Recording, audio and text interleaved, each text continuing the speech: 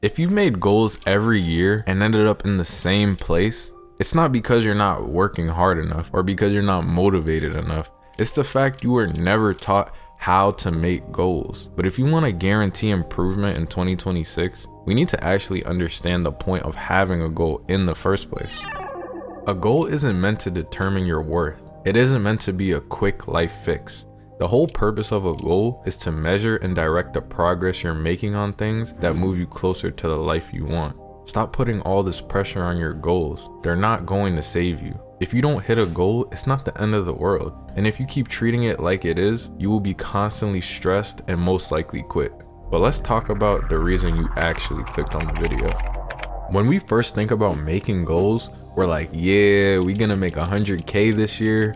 We're gonna hit 100K on YouTube. We're gonna get a six-pack. Then 2026 comes and it's like, now what?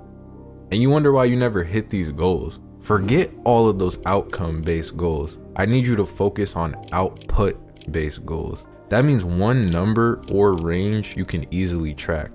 Example, work 1,000 to 2,000 hours on a business. Upload 100 videos. Work out 200 times. But the easiest way I've found is using this free app called Tally. It has a widget so you can see your progress every time you open your phone. And obviously, this isn't a sponsor. I don't got motion like that yet. And make sure your goals are realistic. Now, I'm not saying change your goals to something safe or easy, but you gotta look at your life. Look at your current skills, responsibilities, and time. Because realistically, if you're just starting something, your output will be lower than someone who's been doing it for years full time. Even myself, I want to post 100 times this year, but I know that won't happen while maintaining school, work, rehab, and actually being able to live life. Also, when it comes to your capacity overall, make sure you have at most 3 to 5 goals, with 1 or 2 being top priority, so your goals don't take away from each other. But none of this matters if you quit by February.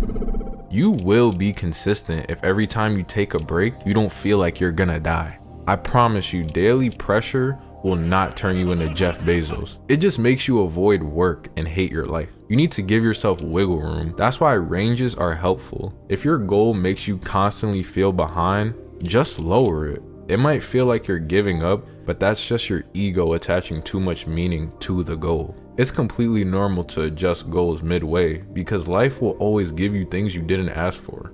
I didn't want to tear my ACL, but there's so many things and outcomes that are out of our control. That's why outcome-based goals are so broken, because you can do just as much as someone else and have completely different outcomes. But with output goals, you control everything. You control if you put the work in. You control if you show up, because at the end of the day, nothing in this life is guaranteed. But the more output you have, the higher your chance of success becomes. Don't judge yourself by 1 day, 1 week, or even 1 month. By the time this video comes out, you'll still have at least 11 months left. If you stay patient, realistic, and focused, you'll be surprised how different your life is. But have a good day, guys.